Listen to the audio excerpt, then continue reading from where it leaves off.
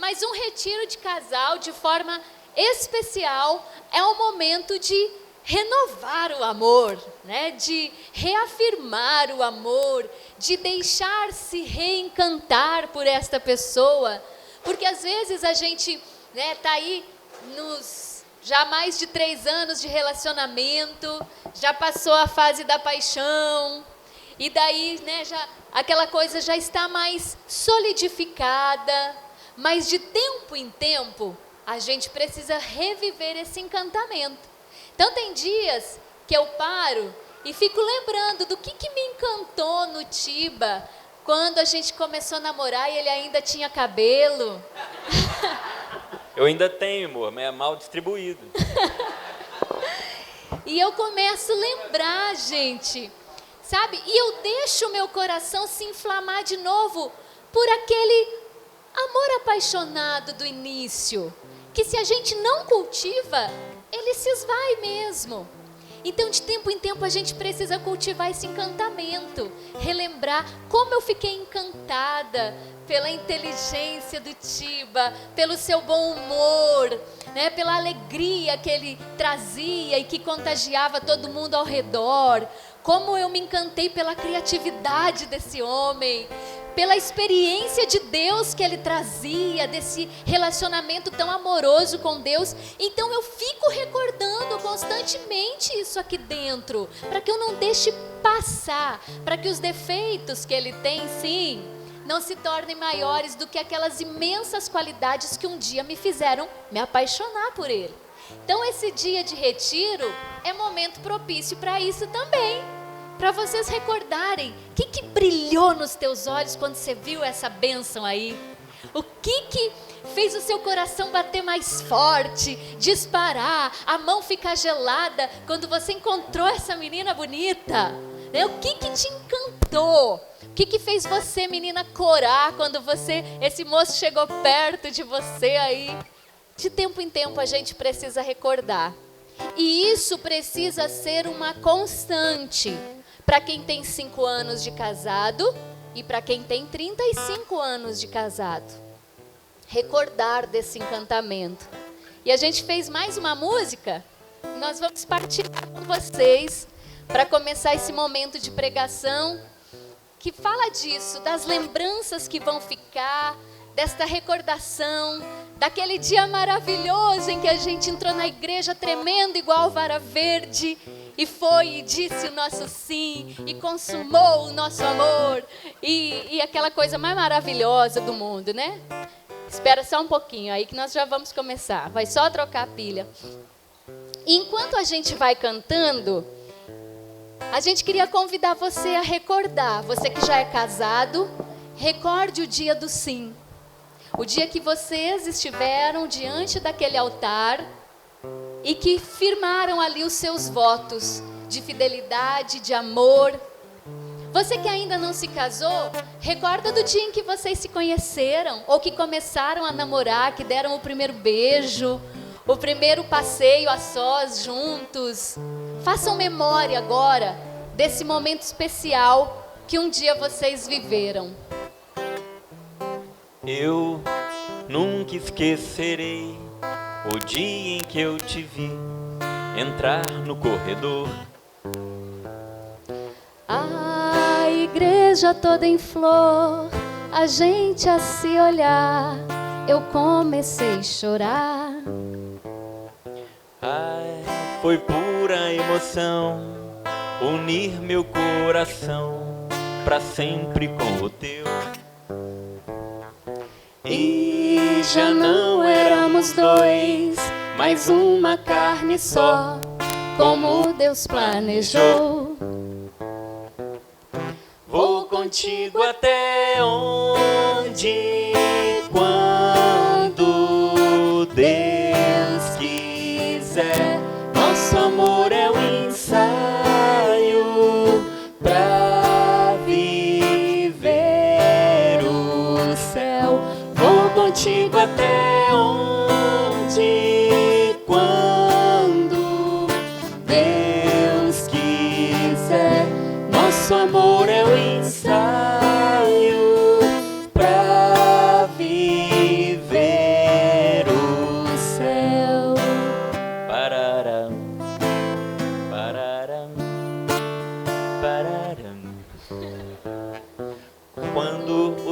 filhos já crescidos, ficarmos só nós dois, será bom recordar.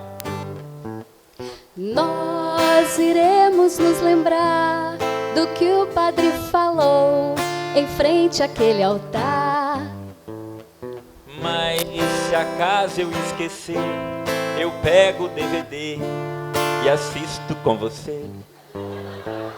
Sei que o tempo vai passar, as rugas vão chegar, mas mesmo assim eu vou te amar. Vou contigo até onde, quando Deus quiser. Nosso amor é um ensaio pra viver o céu. Vou contigo até onde, quando Deus quiser. Nosso amor é um ensaio pra viver o céu.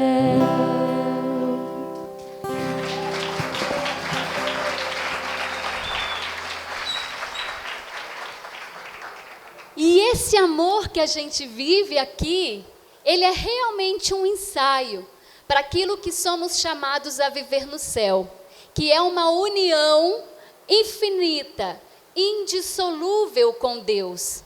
Então, este amor que Deus nos dá a graça de viver, que é projeto de Deus, que é a ordem de Deus. Por isso o homem deixará sua casa, deixará pai e mãe, se unirá à sua mulher e já não serão mais um, quer dizer, mais dois, mas uma só carne. É a ordem de Deus.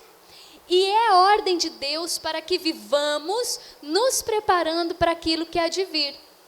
Mas para que possamos viver bem, é preciso que a gente compreenda que existe uma missão específica para cada um dentro de um lar. Porque hoje está tudo muito confuso, não é? A mulher querendo ficar no lugar do homem, o homem fazendo papel de mulher dentro de casa. Os papéis estão confusos e alguns dizem que nem existe papel, que não existe nem diferença. E aí causa uma grande desestrutura dentro das famílias. As crianças crescendo já sem referência, sem saber quem é a mãe, quem é o pai. E esta confusão, ela é maléfica para todos dentro de casa. Para o esposo, para a esposa e principalmente para os filhos. Essa confusão a gente vê nitidamente como formas de ataques contra a estrutura familiar. Né? Não é novidade para ninguém que existe uma linha feminista colocando a mulher num lugar, transformando ela num pseudo-homem, vamos dizer assim, querendo libertar a mulher da família, do relacionamento. Existe uma linha que é da ideologia de gênero, que é a confusão entre a identidade sexual e do papel pai e mãe, da estrutura familiar. Existe também a crise da masculinidade, que nós temos visto por aí, e crise da masculinidade não é só o homem cada vez mais afeminado, também, mas também a inversão do papel do homem e o papel da mulher, né? E a própria perda da identidade masculina dentro da família. Então isso para nós é muito claro, por mais que a gente não sabia nominar esse processo, nós temos percebido ele diluído na sociedade, na grande mídia e por aí em diante. Então o feminismo, a ideologia de gênero e essa crise da masculinidade. Mas a ilusão também a gente imaginar que este processo, esse ataque sistemático contra a estrutura familiar, é um movimento social espontâneo, que vem com a modernidade. Não é assim que funciona, isso não é um movimento social espontâneo que explodiu de repente na humanidade, em todas as sociedades do mundo, de uma vez para outra, de uma hora para outra. Pum, de repente surgiu. Não. É um projeto arquitetado, bem pensado, patrocinado por agentes muito pontuais. São fundações que têm nomes. Existem organizações que têm CNPJ. Existe uma articulação mundial para desconstruir a família natural. Família natural eu sei que é redundante, mas para a gente entender um pouco mais. Mas a gente precisa entender, a gente não vai também entrar em questões muito técnicas com vocês agora. A gente poderia fazer uma palestra só sobre este ataque organizado contra a estrutura familiar e o porquê disso tudo. Nos remeteríamos lá para a década de 1930, passando pelas fundações Rockefeller, John Ford, Kate Millett, fundações internacionais, marxismo, para chegar onde a gente queria chegar. A gente não vai fazer esse processo aqui nessa pregação. Porém, é fundamental entendermos que existe, sim, algo articulado, uma tentativa de manipulação social. Isso tomou corpo já de forma organizada desde a escola de Frankfurt, onde se tem mesmo uma ciência especializada em controle social, né? Então, quando a gente vê esse tipo de coisa bombando na sociedade, ideologia de gênero, feminismo e afins, seria muito pueril imaginar que isso é um movimento social espontâneo. Não é, definitivamente não é. Agora, antes de ser um ataque contra a estrutura familiar, um ataque sistemático e tal, humano, com projetos humanos, ele é um ataque dos quintos dos infernos. Essa que é a verdade. Ele antes nasce numa reunião entre Beuzebu e Satanás, tá? Então, é lá que eles primeiro pensaram tudo isso e depois tomou ressonância em algumas pessoas que se deixam instrumentalizar por ele aqui na Terra. Então, a gente precisa entender que isso é também uma batalha espiritual. A guerra contra a estrutura familiar, contra a sua família, contra o seu casamento, contra a sua vocação matrimonial, ela é também uma guerra espiritual. Espiritual. Satanás travou batalha contra o matrimônio e contra a família.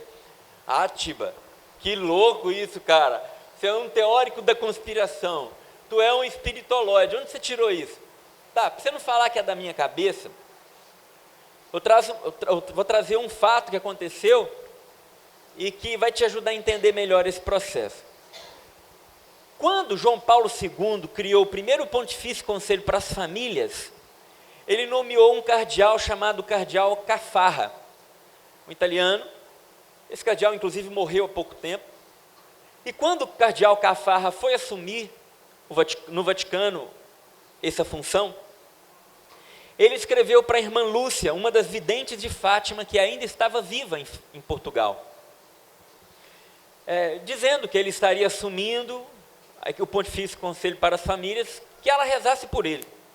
E para surpresa dele, ela responde a próprio punho para o cardeal Caffarra. A vidente de Fátima disse, entre outras coisas, que Nossa Senhora havia revelado a ela que a luta final entre Deus e Satanás seria no campo do matrimônio e da família. Há alguma dúvida que estamos em plena guerra? A luta final dos últimos tempos, do fim dos tempos, que precederia a volta gloriosa de Jesus.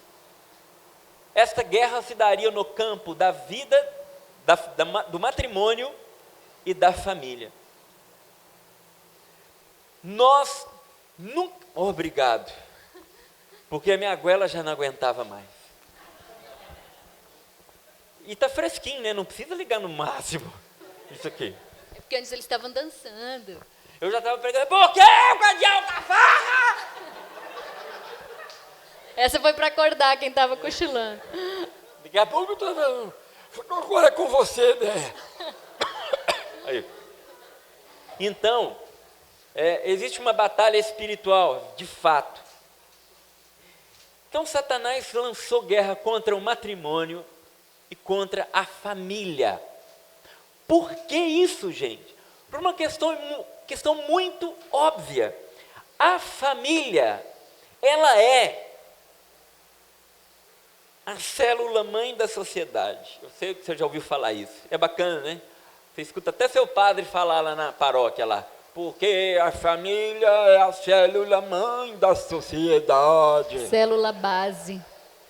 E aí você fala, tá bom, a família, uma célula mãe, tudo bem, ok, legal, bacana, mas isso não muda a minha vida, tá? Porém que isso é uma verdade profunda. Como vai o casamento, vai a família. Como vai a família, vai a sociedade. A sociedade não é uma ideia solta no mundo abstrato. Sociedade é feito de pessoas. Nossa, que conclusão fantástica. É feito de pessoas. E as pessoas vêm de onde, gente? Da chocadeira. Não? Então tá. Vem das famílias. Né? Então, a família é a base do mundo. Tá? E a base da família é o quê? O matrimônio. Vocês estão entendendo? Se Satanás atingir aqui, ele atingir tudo. Ele fez um caminho preparando este ataque, não é de agora. Ele fez um caminho preparando e agora ele está em plena guerra. A gente fala de modo simbólico, guerra com Deus. É óbvio que Deus não entra em guerra com Satanás, porque a própria existência de Satanás é sustentada por Deus. Se Deus parar de pensar nele, ele para de existir. Então não existe guerra. Deus faz assim, ó, puf, apaga ele. Mas é uma forma de dizer que Satanás lançou guerra contra este projeto de Deus fundamental, que é o matrimônio, que é a família. A sua família, o seu relacionamento está na mira de Satanás, na mira do diabo, na mira do capeta. Isso é verdade, tá? Não vamos brincar com isso, porque isso é gravíssimo, isso é sério. Se a gente leva a nossa vida a banho-maria, gente, empurrando com a barriga, não, tudo bem, tá? Vamos levar o matrimônio desse jeito, vamos levar os nossos filhos, tá, tudo bem, vamos mais ou menos. E a gente não coloca uma prioridade na nossa casa, a gente não elege o Senhor Jesus como o nosso rei, nós corremos um gravíssimo, sério risco de sermos atingidos em cheio pelo dardo inflamado do maligno. E o inimigo, ele vem agindo já, né, de anos e séculos, tentando nos fazer desacreditar nas palavras que estão contidas no livro sagrado. Então, a Bíblia, muitas vezes, ela ocupa somente aquele lugar de enfeite nas nossas prateleiras, na estante de casa. Hoje já nem se tem mais estante, né? É só o... Como é que chama aquele negócio de que fica a televisão?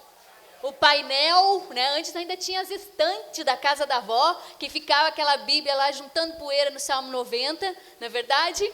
Mas hoje é só o painel, que a TV ocupa o centro das nossas casas e o celular também já vem ocupando todos, não só o centro, mas todos os lugares.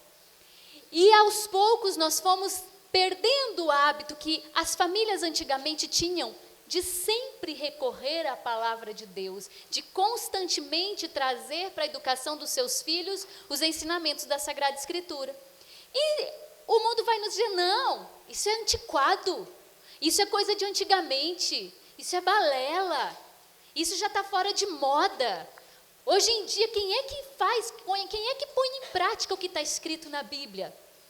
Mas se nós, casais cristãos, famílias cristãs, queremos viver segundo a vontade de Deus, segundo o projeto de Deus, é preciso que vivamos o que está aqui. Seja fácil ou difícil, doído ou não, é preciso colocar em prática.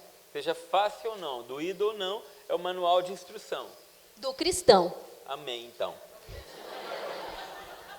E nós vamos ver então o que é que a palavra de Deus fala do relacionamento homem e mulher. E eu queria convidar você, se você tem sua Bíblia, a pegar em Efésios, a carta de São Paulo aos Efésios. Lá no capítulo 5, no versículo 21. Efésios 5, 21. Começa assim: sujeitai-vos uns aos outros no temor a Cristo.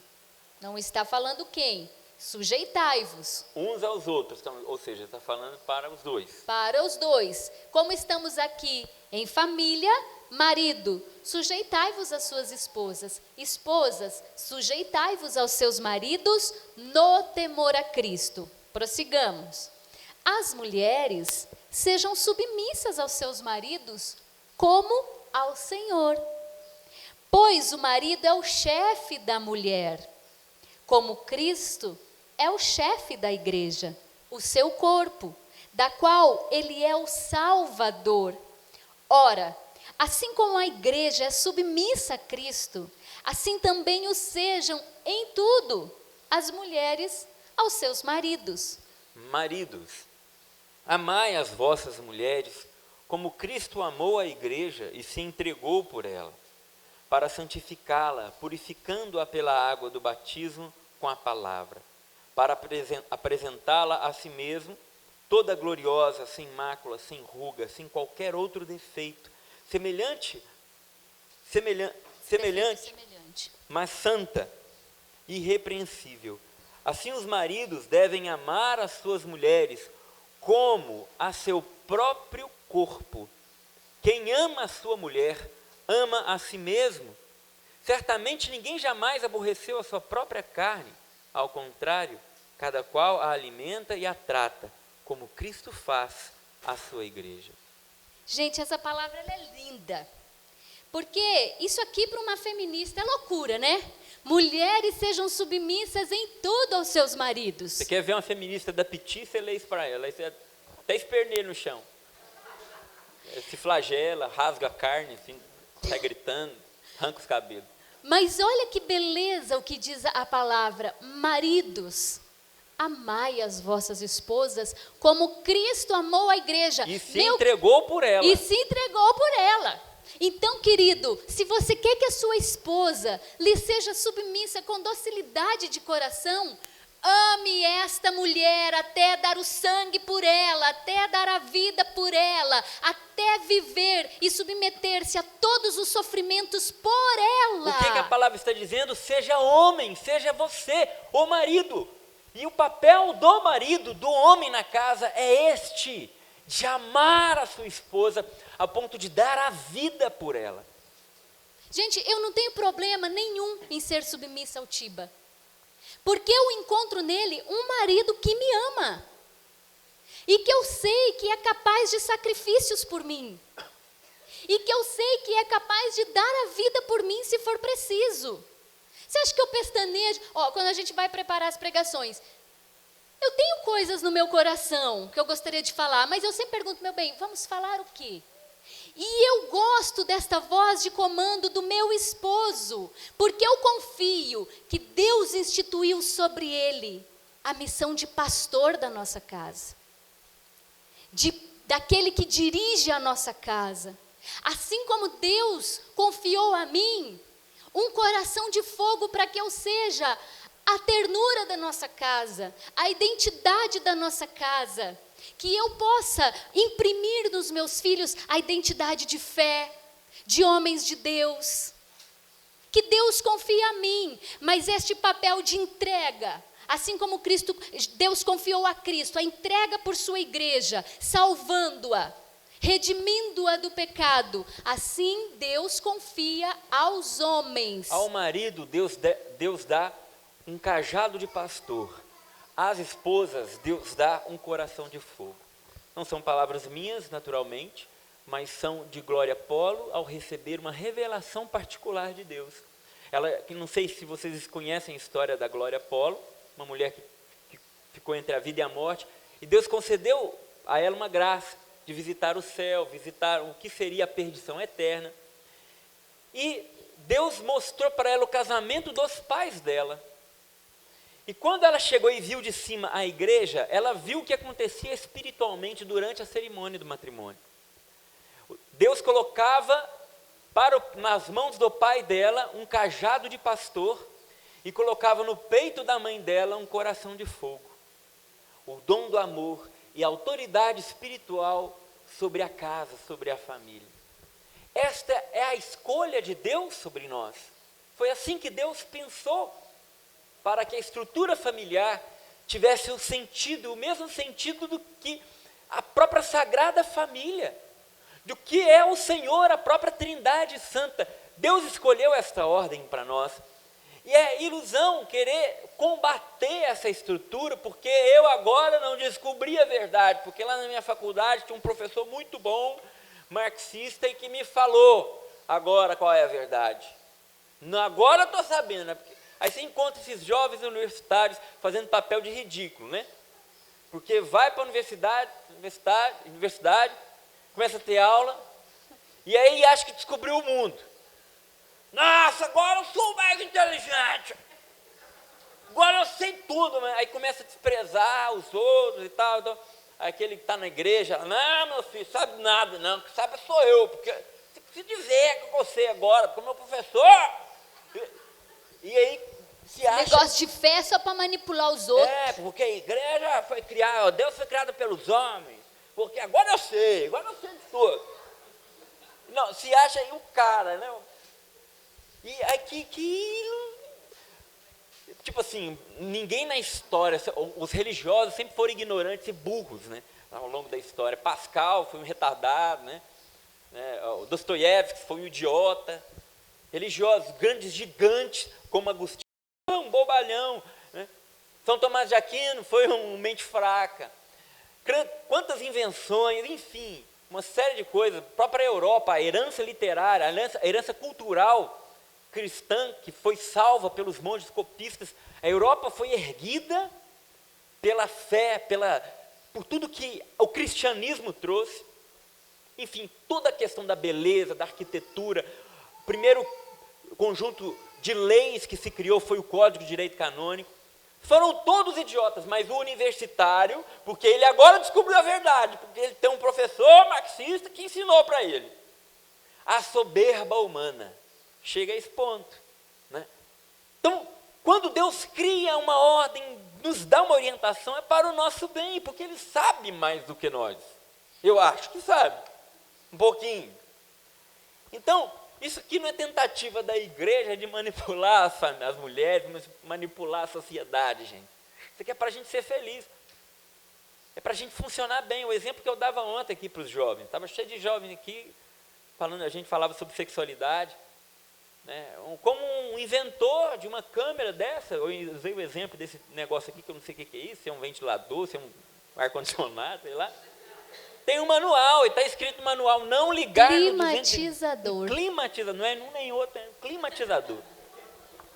Então, cria o manual, está lá, não ligar no 220, mas na liberdade do negócio, ele fala, a tomada é minha, eu taco ela onde eu quiser, vai se lascar, meu filho. Entendeu? Porque ele achou que o manual estava oprimindo ele, é a opressão. Entendeu? Eu fico com dó dessas feministas, que tudo é opressão. São os opressores da sociedade, são os opressores. Então, cria-se um mundo à parte, achando que agora eu sei. Isso não é nada mais, nada menos que a própria soberba do nosso pecado. A gente acha como Deus, é a tentação. A serpente disse para Eva, se você comer a serpente, se você comer a maçã lá, o fruto da árvore, você vai ser conhecedora do bem e do mal, você será como Deus. Ah, como Deus? Uau, eu quero então. Alguns dizem que não quis a princípio, mas quando o diabo falou, mas eu juro que não engorda, ela pegou e comeu. Há controvérsias, tá? Essa não é a leitura oficial dos fatos. Então, é para o nosso bem. Essa é a soberba de querer ser como Deus. Eu quero ser como Deus, né? Então tem o papel da mulher. Exatamente. Tem o papel do homem. E é interessante como é que os filhos percebem isso. Na hora. Olha que engraçado. Um dia, eu mandando os meninos dormir, né? Tiba, vai pôr os meninos para dormir, leva eles para escovar dente e tal, não sei o que lá. Aí passou um pouco, o Bento falou assim, aqui em casa a gente obedece o papai obedece a mamãe. Eu não. Não, Bento. O papai é o chefe da casa. Não, mamãe, quem sempre diz a hora de ir pra cama é você. É que nem a gente estava na viagem lá, a gente queria passar, a gente estava vindo de férias, eu queria passar na casa de um amigo meu. Ô, Dé, vamos dar um pulinho ali na casa do meu amigo e tal. Não, tipo, a gente está atrasado. Mas Dé, rapidinho, passa ali, tudo, dá um oi pro Samuel até, lá em Pissarra. Vamos dar um pulinho. Não, tipo, a gente está atrasado, não vamos não, pelo amor de Deus, que hora que a gente vai chegar em casa? Ai, tá bom. Aí eu cheguei em casa, fui contar para meus irmãos. Não, até eles me perguntaram, você passou no Samuel? Eu falei assim, não, eu queria passar. Eu falei para passar, a Dé falou, não, a gente está atrasado. Aí eu virei para ele e falei assim, ó, mas ano que vem eu já estou falando, eu já estou avisando. Se a Dé deixar, eu passo mesmo. Passo e passo.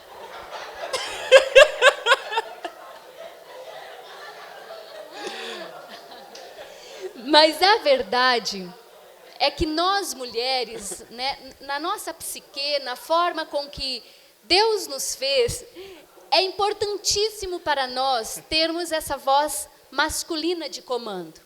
Então as meninas, né, quando a gente lá desde pequena na nossa casa, paterna, materna, nós temos necessidade de ouvir do nosso pai aquela voz de comando, de ouvir do nosso pai um elogio, de ouvir dele que nós somos capazes, que nós somos bonitas, que nós somos especiais, que nós somos amadas por aquele homem lá.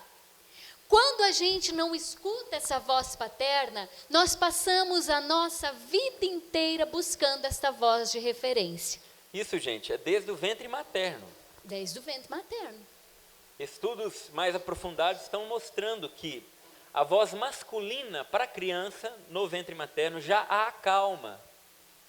Já acalma inclusive os movimentos dela no ventre, a voz do pai. A voz da mãe a criança identifica como se fosse a voz dela mesma, né? E a voz paterna é a voz que acalma. Então, quando a menina, a Déia deu o exemplo da menina, quando a menina nasce, ela sempre está ali esperando uma referência de voz masculina para direcionar, né? Isso a psicologia tem tocado, demonstrado e divulgado, porque isso é importantíssimo. Então, se ela cresce, como a Déia disse, sem uma voz de comando do pai, que a oriente e que afirme para ela as suas qualidades e ajude também na sua autoestima, ela vai buscar essa voz num outro lugar. Então, na adolescência, ela vai ficar buscando nos meninos, e toda vez que ela escutar nossa, como você é bonita, ela vai pensar, essa voz de comando, essa voz de referência que eu busco. Se ela não teve essa voz paterna, tá? E aí ela vai cair nas graças de qualquer engraçadinho que trouxer para ela aquilo que ela deveria ter ouvido do seu pai e não ouviu. Isso, se ela não teve essa voz, gente, não é só na adolescência, ela vai carregar isso para a vida adulta dela. E ela vai projetar no seu esposo. Então, querido, às vezes se a sua esposa fica buscando muito em você esta voz de referência, esta voz de comando, esta atitude ativa dentro de casa, é melhor dar. É importantíssimo que você seja esta voz de comando para sua esposa, mas principalmente vocês pais de meninas. Porque esta menina, ela vai crescer necessitando saber que o primeiro homem da vida dela, que é o pai, vê nela alguém capaz, inteligente, amada, importante, essencial. A postura do pai em casa, gente, a postura... vou falar para nós homens agora aqui, nós homens, os homens. Cadê os homens? Levanta a mão os homens. Isso, os homens, nós. Se nós, os homens, se a gente, dentro de casa, nós somos uns banana, sabe? Nós somos uns frouxos que não tem coragem de trocar uma lâmpada. Se nós não conseguimos subir na casa, se eu não tenho uma gavetinha onde eu ponho minhas ferramentas, se eu não crio esse ambiente para que os meus filhos possam ver que eu sou alguém que cuido da casa, eu tenho zelo pela casa em todo sentido, a casa, mas a casa família. Se eu sou esse banana silencioso, isso é terrível. O silêncio masculino na casa traz consequências que a gente nem imagina, gente. Um pai omisso. Omisso é terrível. Terrível para as mulheres, mas também para quem tem filho homem. Porque o menino vai chegar à idade em que ele vai ter sim esse elo muito forte com a mãe, mas chegará a fase de cortar o cordão umbilical. E quem é que ele vai buscar como referência? Você, homem. O que o meu pai gosta de fazer? Como é que meu pai trata minha mãe? O que meu pai gosta de se divertir? Como é que o meu pai se porta nas situações? Meu pai é um cara que fala palavrão, que fala coisa que não presta. Meu pai reza. Ele vai olhar para você, cara, assim como você um dia olhou para o seu pai. E talvez você tenha encontrado nele referência, ou talvez não. E se você não encontrou, você há de concordar comigo que você colhe as consequências disso até hoje, por não ter tido uma referência no seu pai. Não é pouco a missão que Deus confia aos homens. Uma pesquisa nos Estados Unidos mostrou que das famílias em que o pai, homem, ia para a igreja, mais de 90% dos filhos iam também. E numa família onde a mãe apenas ia, esse número caía para baixo de 30% dos filhos. Olha para você ver. A referência espiritual do lar é o pai acima de tudo. Por isso que é importante o pai puxar a oração na mesa, o pai ler a Sagrada Escritura, o pai estar na igreja, o pai estar em oração.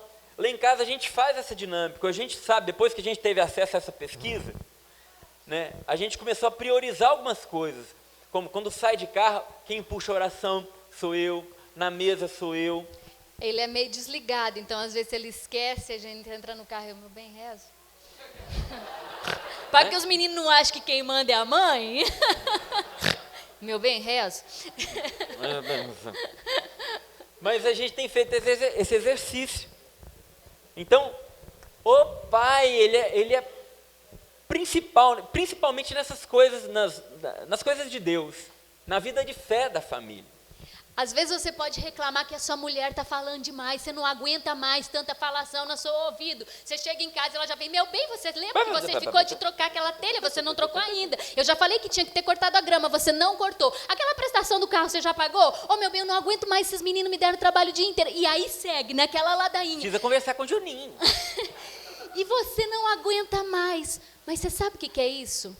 Muitas vezes é reflexo de um marido omisso. Marido que não fala em casa, a mulher tenta falar o dobro. Então é bom vocês começarem a falar logo. É verdade. Melhor você ficar mais calada na pregação. Na pregação não, pode falar à vontade. Então, às vezes aquela família... Gente, isso é sério, isso é verdade, isso é ciência. A família onde o marido é omisso, calado, quieto demais, não participa da vida, das decisões, a mulher tende a buscar um equilíbrio emocional dentro de casa. E não para falar e não sabe por quê. É na tentativa de equilibrar a omissão do pai, do marido. Estão entendendo? E a mulher também espera de nós homens essa postura de decisão. É terrível para elas quando elas chegam, meu bem, o que você acha da gente colocar um portão aqui, a gente fazer um negócio aqui para ficar melhor? Aí o marido vira e fala assim, sei, você que sabe, o que você acha? Pode ser. Pode. Nossa, aquilo pra gente é morte, não é, mulherzada? Porque quando a gente pergunta algo pra vocês, é porque a gente quer uma ressonância, quer um retorno, quer uma resposta. Isso é e uma direção. Segurança emocional, é saúde emocional para o relacionamento. Então, por mais que para você tanto faz, emita uma opinião, fala, não, eu acho que vai ficar bom.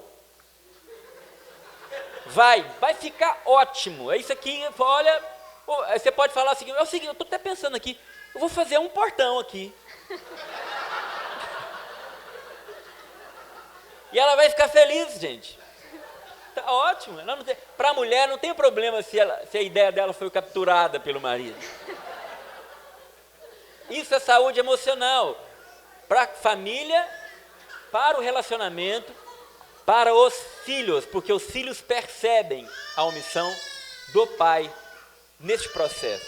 E na questão do corrigir também, gente. Como é importante para o filho saber que tem ali alguém que vai lhe colocar um limite, que vai dizer para ele até onde ele pode ir. Porque às vezes a mãe é essa figura que passa mais tempo com os filhos. Então, ela acaba perdendo um pouco da sua autoridade no sentido de quê? De que a mãe é aquela pessoa dos nãos constantes. Mamãe, posso tomar banho de chuva? Não. Mamãe, eu posso comer chocolate antes da janta? Não. Desses nãos constantes, a gente é essa figura.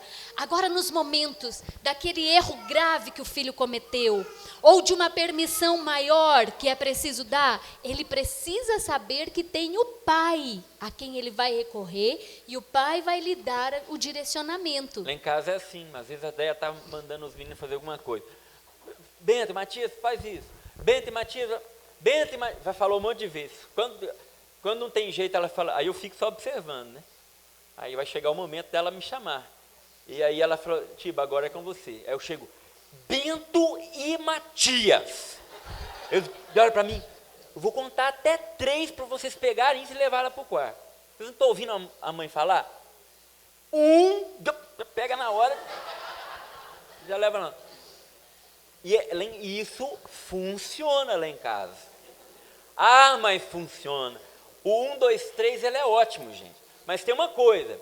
Você contar 1, 2, 3, chegar no 3, você tem que fazer o que você prometeu que vai fazer. Eu vou contar até 3. Se você não levar o que a sua mãe está falando para dentro, vou te colocar de castigo. Aí tem aquele pai, 1, 2, 3. Vai, menino. Eu estou falando. Eu já contei até 3. Eu já contei até 3. Vou contar de novo. Já virou 6, já virou 9, já virou 12. Entendeu? E aí ele já sabe. Você acha que criança é idiota, gente? Ele está testando você. Ele já sabe, vai contar até 3, depois vai parar, vai xingar, vai fazer isso, vai contar até 3 de novo, e aí depois eu levo. Contou até 3, tem que fazer o que prometeu, porque senão você perde a autoridade. E é interessante também que eles percebam que antes deles existirem na nossa vida, houve primeiro o nosso amor. Como eu falava de manhã, o que dá segurança afetiva para um filho é saber que pai e mãe se amam. E que não será permitida nenhuma desobediência que vá ferir um dos dois. Então, um dia aconteceu uma situação lá em casa, Foi não é? Com o Bento. O Bento estava desrespeitando você, né? Ele estava fazendo, você falando com ele, ele não estava obedecendo, ele era menorzinho. E ele meio que umas brincadeiras agressivas, e a Déia mandando ele parar e tudo mais. Eu virei para o Bento e falei assim, Bento, para. Ele não parou, eu falei assim, Bento, você, como é que eu falei? Você não faça isso com a minha esposa. Não faça isso com a minha esposa. Quando eu falei minha esposa para ele parou. Tipo, ele pensou, porque né? até então era a minha mãe, né? Aí não faça isso com a sua mãe. Aí no inconsciente ele fala, não, a mãe é minha mesmo? Por que eu não posso fazer? Mas quando você fala no momento oportuno, não faça isso com a minha esposa, opa, não é só mais a minha mãe, é a esposa do meu pai. Então o negócio vai ficar feio. E fica. Né? Então, isso aí são palavras de comando que eles entendem. A própria voz masculina do pai, a voz de comando, ela é importante, ela tem um efeito dela. Né? Então, isso agrada a mulher e também agrada emocionalmente os filhos, porque dá estabilidade. Né? Por isso que a mulher, ela se encanta mais com a voz do marido, do homem, que é a voz mais grossa. Né? Sempre tinha aquele locutor de rádio da Candidez que falava assim, não era aquele... Tinha aquela música que ele ia traduzindo a música, né? Olhar que quebra, são fim da tarde. E aí, as empregadas tudo ligavam para o programa, falar com o locutor, né? O sonho era conhecer o locutor da Candidez. E tal. Aí tem um evento lá, o locutor vai lá e vai, as empregadas iam tudo para lá, para ver. Chegar lá, era oi, que eu te mancava da pé, baixinho, e aí aquela decepção. Mas assim, cria-se aquela ideia da voz que acalma o coração. Quem está rindo muito, acho que já viveu essa situação. Já viveu isso aí, mais ou menos, né? E a voz masculina tem esse poder. Então a menina que ouviu do pai, você é importante, senta aqui no meu colo, você é especial, você é inteligente, eu te amo, olha que bonito que você fez, parabéns, eu estou aqui, conte comigo. Essa menina cresce emocionalmente preparada. Quando ela chegar na balada, que vai chegar um dia que ela vai se deparar com a situação, vai chegar aquele cara bonitão com azarro, perfume. Você não conhece azarro, é do meu tempo, meu Deus do céu, eu tô velho. E aí quando ele chegar perto dela e falar com ela com aquela voz assim, sabia que você é a mais linda da festa? A menina que teve essa segurança emocional, ela vai pensar assim, que é isso, cara? Você acha que você me engana? Que é isso? Sai pra lá, pô, você nem me conhece, eu sou... Que é isso? Agora a menina que não ouviu, ela está instável, ela está o tempo todo procurando uma referência paterna. E quando ela ouviu, cara, sabia que você é a menina mais linda da festa? Lá dentro ela está pensando, será que esta é a voz que eu procurei a vida toda e não encontrei? E aí ela cai. E se dobra, e vai se frustrar, e vai se ferir. E vai abrir mão de valores, porque ela não quer perder aquele homem. Na verdade, ela não quer perder aquele pai. E aí o cara começa com chantagem emocional, não. A menina quer viver a castidade, o cara está forçando a barra, tá? Cada dia faz um negócio, a menina, não quer, não. E aí ele começa com um joguinho de ameaça, não vou embora hoje, eu não quero viver mais nada disso. Você não quer namorar igual todo mundo, você quer namorar diferente, não. Ela começa, ai meu Deus do céu, eu vou perder ele, eu vou perder. E aí começa a abrir mão aquilo que era importante e valor fundamental para ela. A menina que cresce com a segurança do pai, ela corre o menor risco de cair nesse perigo.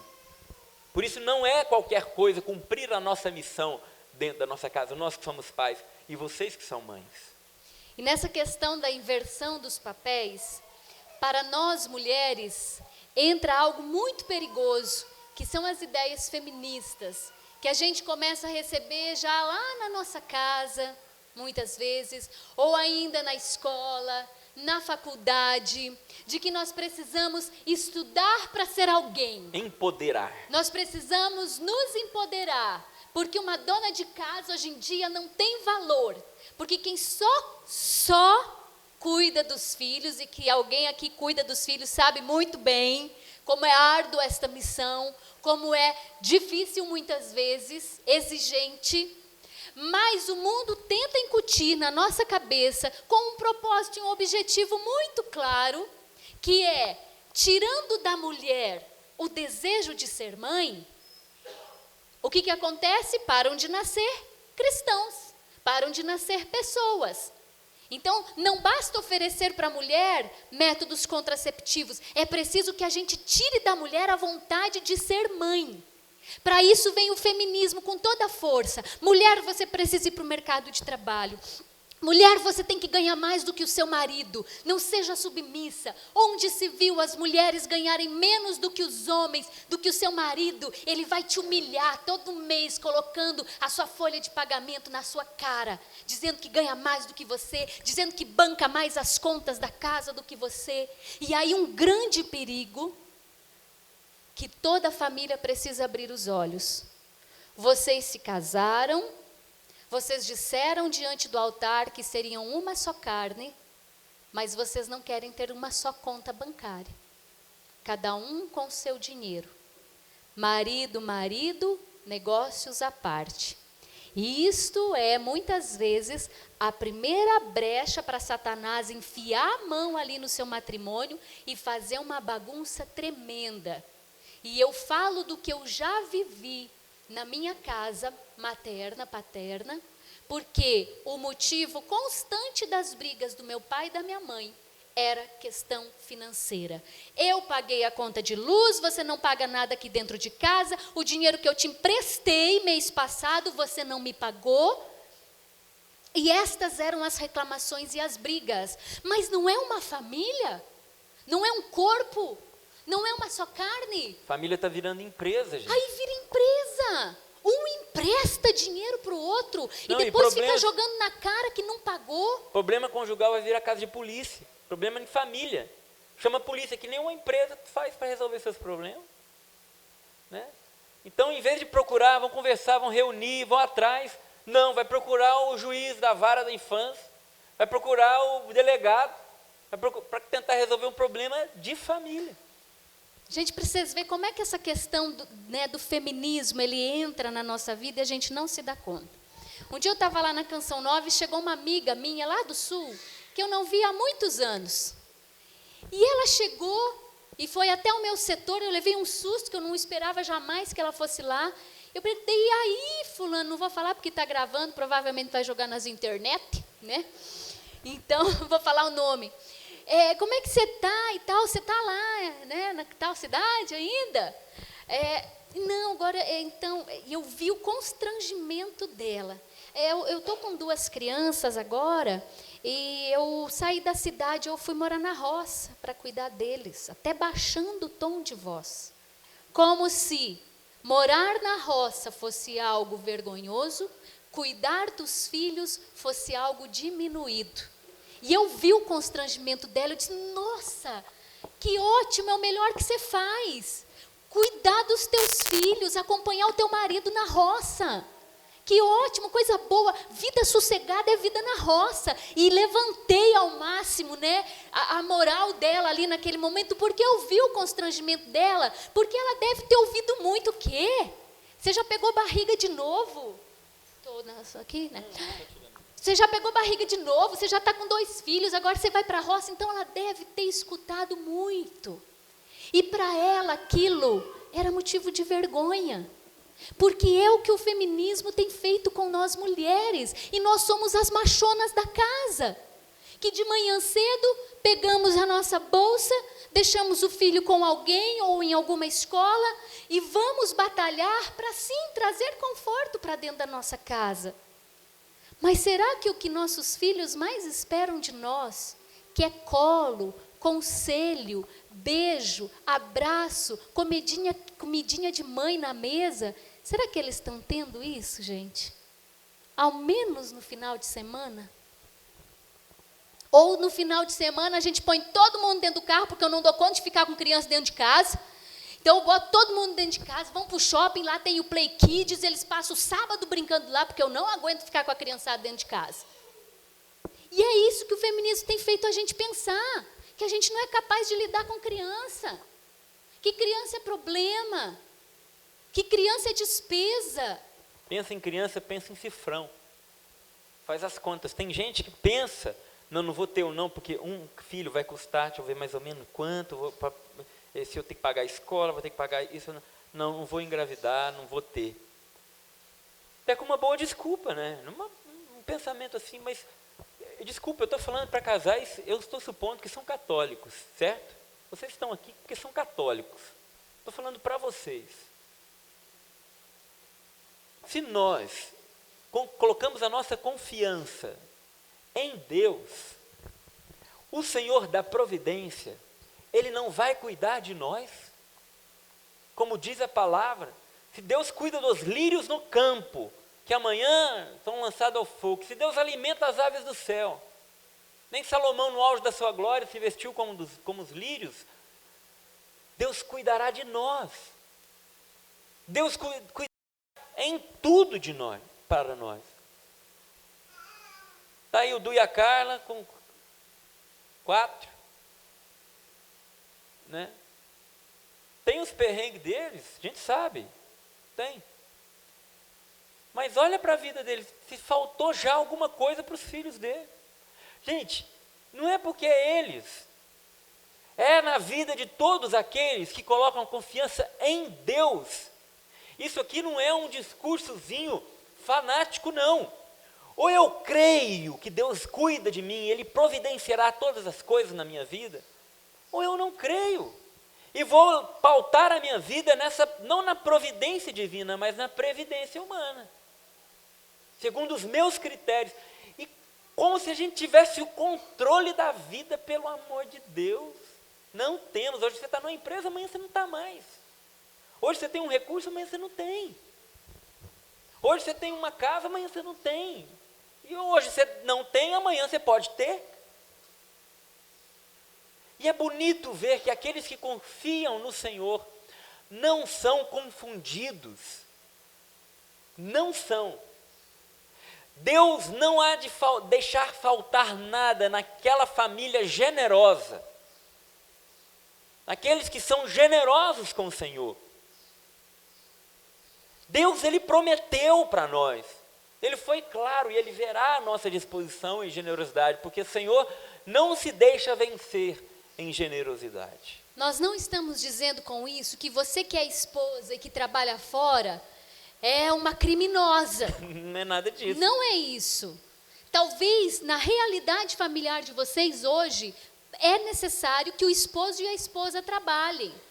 Mas será que se vocês apertarem um pouquinho no orçamento, viverem com maior sobriedade, viverem com um estilo de vida um pouquinho mais sóbrio, mais simples, será que não é possível diminuir a carga horária, principalmente da mãe, para que esta mãe seja mais presença na vida dos filhos? É isso que nós queremos convidar vocês a refletirem. Porque hoje, e graças a Deus, hoje é um movimento crescente nas empresas. Mulheres diminuindo o seu ritmo de trabalho, muitas mulheres adotando formas de trabalho de home office, onde elas possam trabalhar em casa para ver os filhos crescerem. As próprias empresas têm colhido resultados disso. As mulheres têm trabalhado mais felizes, mais tranquilas. Porque aquele peso na mulher, a maternidade é muito forte, gente. Você lutar contra ela é duríssimo, porque está latente no coração de vocês. Nenhuma mulher se sente bem quando ela terceiriza a educação de seus filhos. Estou falando de uma maneira muito ampla, não estou definindo o que é terceirizar o filho. Mas nenhuma mulher se sente bem quando terceiriza a educação de seus filhos. Nenhuma mulher. Quando eu tive o Bento, e aí eu tive que voltar, né, para a missão e tal, e ele tinha 6 meses, eu vivi uma crise tão grande, né, porque eu pensei, meu Deus, eu gerei por 9 meses, o filho é meu, Deus confiou ele a mim, eu vivi ali as lutas dos 3 primeiros meses, daquela adaptação com o bebê em casa, toda aquela dificuldade, agora de repente eu ponho meu menino no carro e eu deixo para outras pessoas cuidarem. E aquilo dentro de mim virou um negócio tão esquisito, porque eu disse, mas não está certo isso. E aí logo em seguida, graças a Deus, começou a possibilidade das mães na Canção Nova poderem ficar meio período com os filhos. Então, no período que eu ia para a missão, eu deixava ele, daí eu consegui uma pessoa, ele ficava em casa, não saía do seu ambiente, mas depois o restante do dia eu estava com ele. Amenizou muito, a minha vontade era ficar o dia inteiro com ele, ser mãe em tempo integral. Mas já amenizou muito do meu sofrimento de não compreender, dentro do meu coração não cabia, como é que eu gero, o filho é meu, mas outro que cuida, que negócio esquisito. E isso gera uma série de crises no coração da maioria das mulheres, porque a maternidade, como o Tiba falou, é algo fortíssimo dentro de nós. É uma vocação. E a gente tem sido convidada a abandonar essa nossa primeira missão, que é ser mãe, que é ser o coração de uma casa, formar filhos para Deus. Tem um pensamento que fala assim, ó, quem educa um homem, quem educa um menino, forma um homem. Quem educa uma mulher, forma uma sociedade, porque nós, mulheres, temos a capacidade de colocar valores no coração dos nossos filhos. E se nós, mulheres, colocarmos valores nos corações dos nossos filhos, formamos toda uma sociedade de valores.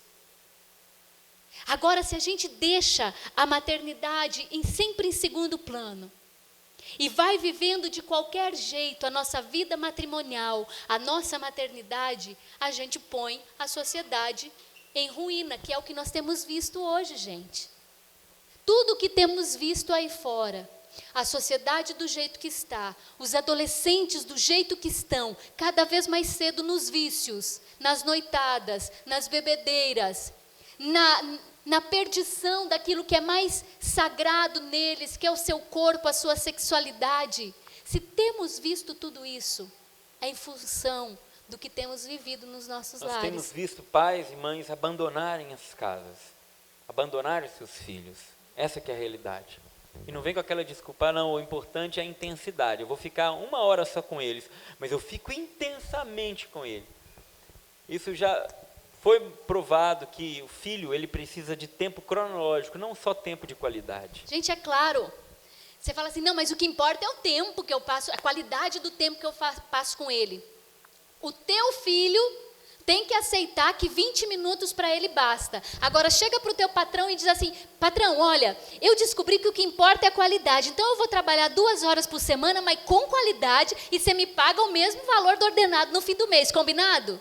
Eu juro para o senhor, eu vou trabalhar intensamente. Vai ver se o seu patrão aceita 2 horas por semana. Vai ver se o seu patrão aceita meia hora por dia. E é o que muitas das nossas crianças têm dos seus pais. Meia hora a menos. Meia hora por dia. 2 horas por dia. Às vezes lá já a criança caindo de sono, querendo ir para a cama, e o pai está lá, vamos brincar com o pai, porque é a única hora que o pai tem. A gente não está entrando em particularidades da vida de cada um de vocês. Eu sei que vocês têm realidades próprias que vocês têm que analisar. Não, a gente não está querendo colocar um padrão e impor sobre as diversas realidades. Não é isso. Né? Mas é que a gente tem que observar que os nossos filhos têm sido terceirizados, gente. É sobre isso que nós estamos falando. Estão entendendo? Então, às vezes a criança vai para a escola de manhã, às vezes a escola integral, sai, põe lá 7 da manhã, vai pegar às 6 da tarde, das 6 da tarde, de 6 às 6h30, vai para o judô, vai para o inglês, chega em casa. Se for contar o tempo por dia que os pais passaram com os filhos, tem família que não dá 1 hora. Mas pergunta quanto tempo que seu filho passou nas mãos do professor, nas mãos do professor, na mão do não sei aonde.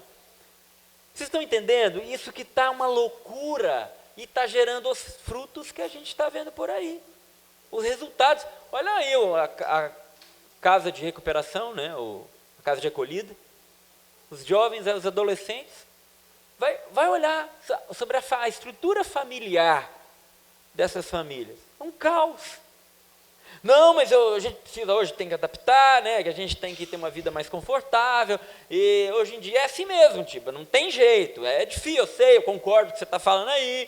É bacana, é bonito, tá? Primeiro, parabéns para quem consegue viver. Mas infelizmente não é hoje essa minha realidade. Tudo bem.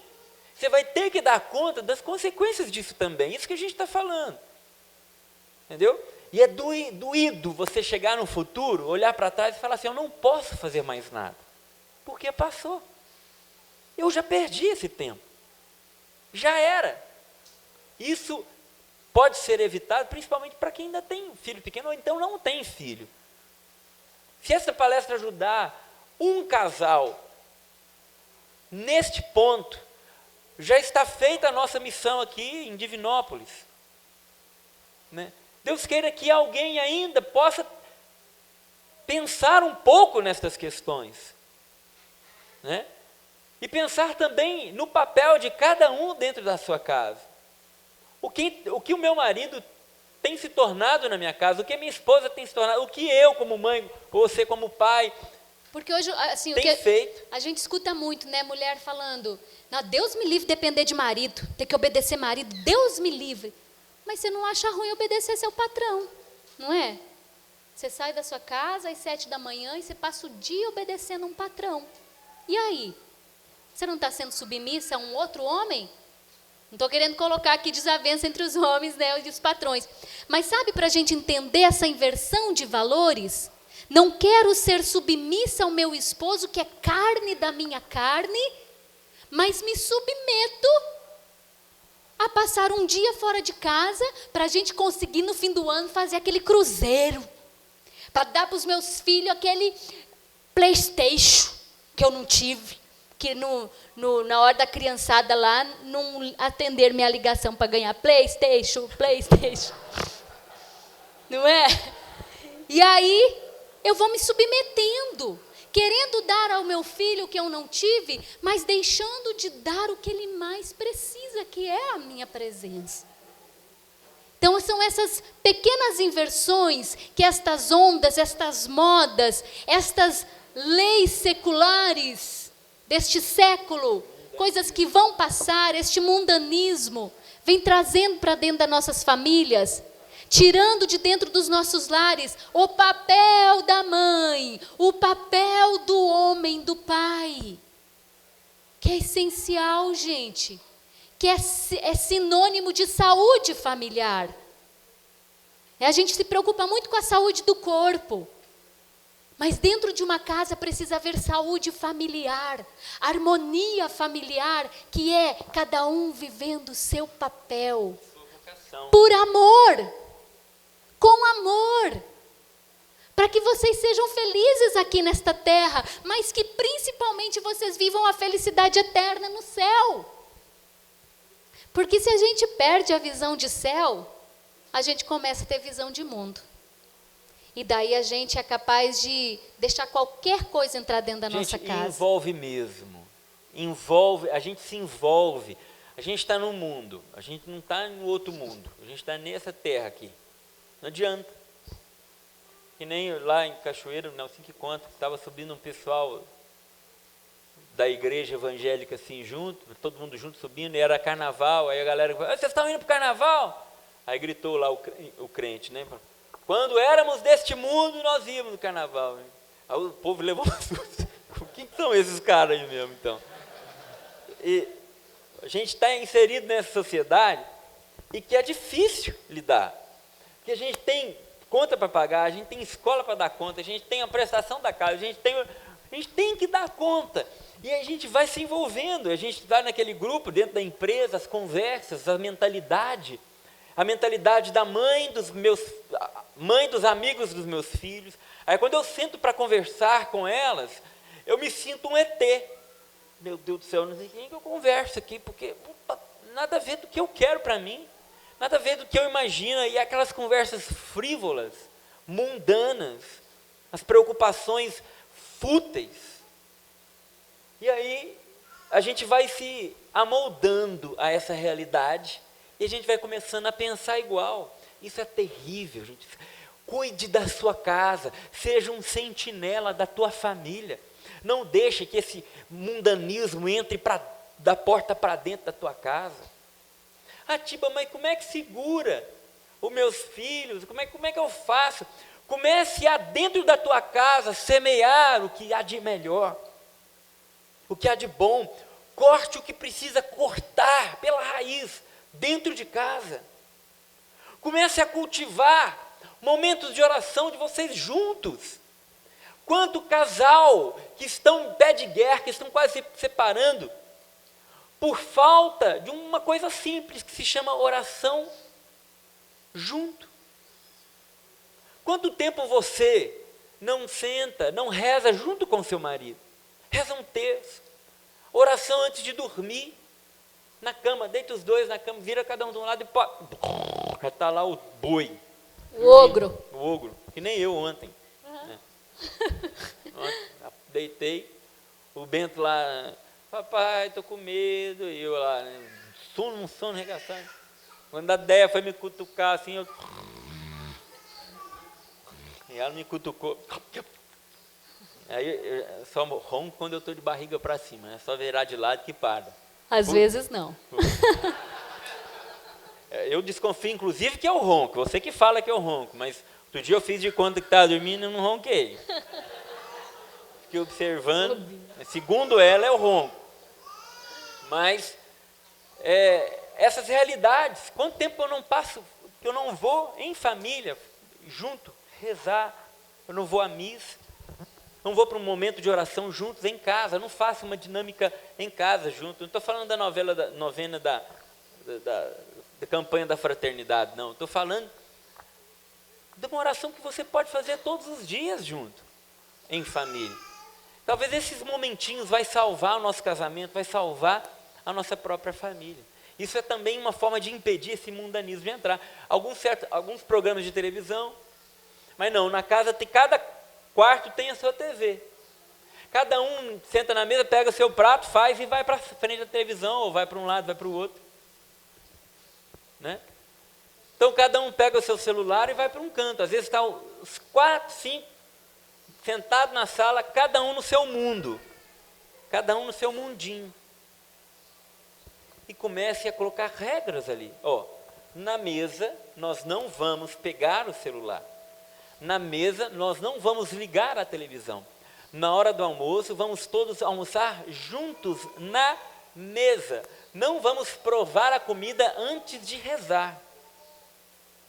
Isso é ótimo, inclusive um exercício, né, meu bem? Para exercitar os nossos filhos na castidade. Interessantíssimo. A gente viu isso num post de um sacerdote muito bom da nossa igreja. Ele explicava o sentido da importância da oração antes de rezar. E não deixar que os filhos belisquem antes da oração. Então, esperar a bênção para provar do alimento. A mesma coisa enquanto o jovem estiver se encaminhando para o matrimônio. Não provar do alimento antes da bênção. Então, aquela mania, às vezes, que a gente tem, pega uma batata frita, vamos rezar, vamos, em nome do Pai, do Filho, né? Aquela abençoe coisa, que vai vir, o que já foi. E isso é importantíssimo, porque aquele que tem continência no comer, né, que consegue se conter, rezar antes, para depois provar o alimento, muito provavelmente será um jovem lá na frente que saberá esperar, conter-se na sua sexualidade para depois provar da sexualidade conjugal. É um exercício que a gente já treina os nossos filhos enquanto crianças, depois enquanto adolescentes e jovens.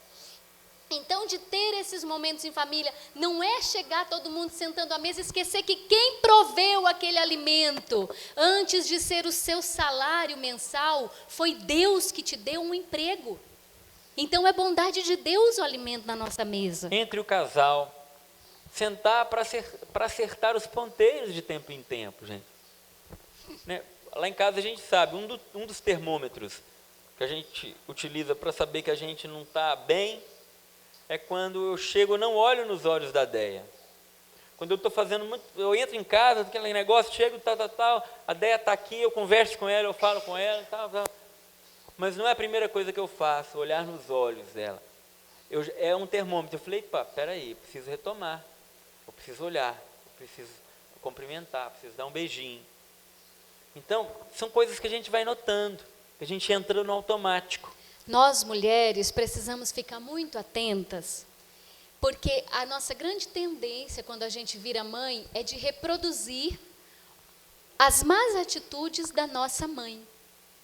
Então, tudo aquilo que foi de negativo que nós vivemos com ela, às vezes nossa mãe era uma mãe muito áspera, muito fria, não tinha muito toque físico, muito gesto de carinho. E às vezes a gente tem esta tendência de que foi o que vivemos e como aprendemos de maternidade. Então, somos a ser o aconchego do lar. E eu preciso me policiar. Porque como eu não tive mãe presente, minha mãe teve eu com 15 anos, e à medida que teve, foi tocando a vida dela, terminando estudos e trabalhando, aquela coisa toda. A minha tendência natural, se eu vivesse por mim mesma, seria reproduzir este comportamento com os nossos filhos. Mas eu preciso sempre lembrar, eu preciso ser o aconchego. Eu preciso ser o calor materno desta casa. Eu preciso ser a mão amiga, eu preciso botar no colo. E Deus nos convida a isso, né? Eu já venho de uma cultura mais reservada, como eu falava de manhã, mais fria.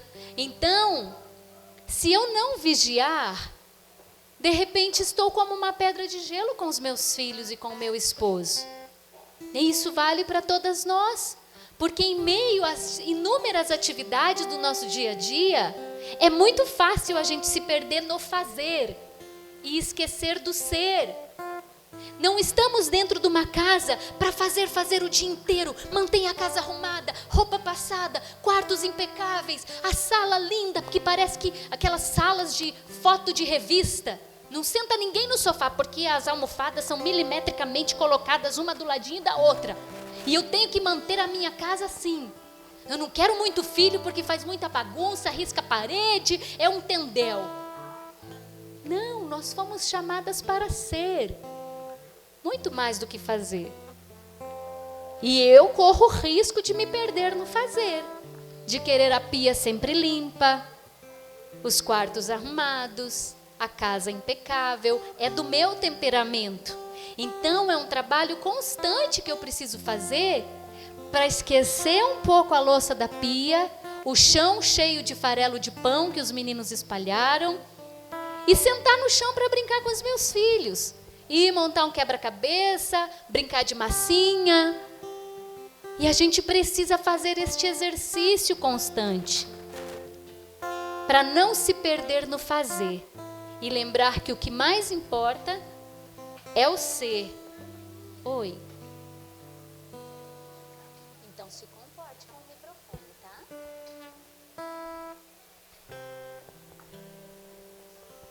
O tempo passou e a gente ficou com recordações de um tempo tão bom que a gente viveu e se eternizou aqui dentro de nós.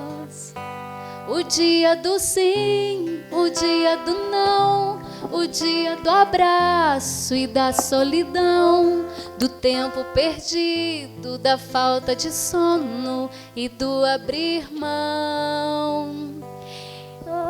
Cada fase que a gente vive, né, principalmente essa fase que nós estamos com os meninos pequenos, ela é realmente muito difícil, porque olha essa noite. Tomás acordou umas 3 vezes porque tinha perdido a chupeta. Matias fez xixi na cuequinha. O Bento teve pesadelo. Então, as acordadas foram inúmeras. É bom viver uma madrugada picada? É claro que não é bom. Mas eu tenho certeza que até disso um dia nós viveremos saudade, teremos saudade. Porque são fases da nossa vida matrimonial que um dia vão deixar recordações. Aquela caixa de giz jogada no chão que me deixa nervosa com aqueles giz lá, sujando meu chão. Um dia eu vou sentir saudade. Ai, que saudade de umas caixas de giz jogadas nesse chão, uns papel rabiscado. Os meninos correndo por aqui, me chamando de madrugada, mamãe. E isso vai deixar saudade. Mas para que deixe saudade realmente e deixe boas lembranças, é preciso que seja bem vivido hoje. Que a mãe viva o seu papel de mãe, o pai viva o seu papel de pai. Os filhos vivam o ser filhos. Quem mais sabe viver a sua função dentro de casa são os filhos. Ah, mas eles sabem muito bem. A gente erra muito na nossa missão, mas eles sabem ser filhos o tempo inteiro. Porque eles não estão preocupados com nada, eles só querem ser. E é isso que a gente precisa fazer: ser pai, ser mãe, ser esposa, ser o esposo. E aquilo que Deus quer que a gente seja e não o que o mundo quer que a gente seja. É isso. O tempo passou e a gente ficou com recordações de um tempo tão bom que a gente viveu e se eternizou aqui dentro de nós. o dia do sim, o dia do não, o dia do abraço e da solidão, do tempo perdido, da falta de sono e do abrir mão. O amor chega sem avisar, e quando entra em nossa casa o mal já não pode ficar. O amor sempre vem ensinar que o sentimento pode fazer parte ou não. Vem cá, Matias. E quando acordar e tentar ser feliz, escuta o que diz o seu coração. Verás que então a felicidade é caixa de giz. É saco de pão, é brinquedo no chão, é toalha estendida, alguém no portão. É casa varrida, é luta doída, é uma oração. O amor chega sem avisar, e quando entra em nossa casa o mal já não pode ficar. O amor vem ensinar que o sentimento pode fazer parte ou não. Se você gostou da simples canção que a gente tocou em nosso violão, então é porque você também já conheceu o amor. Ou não, chega sem avisar, e quando entra em nossa casa o mal já não pode ficar. O amor sempre vem ensinar que o sentimento pode fazer parte ou não.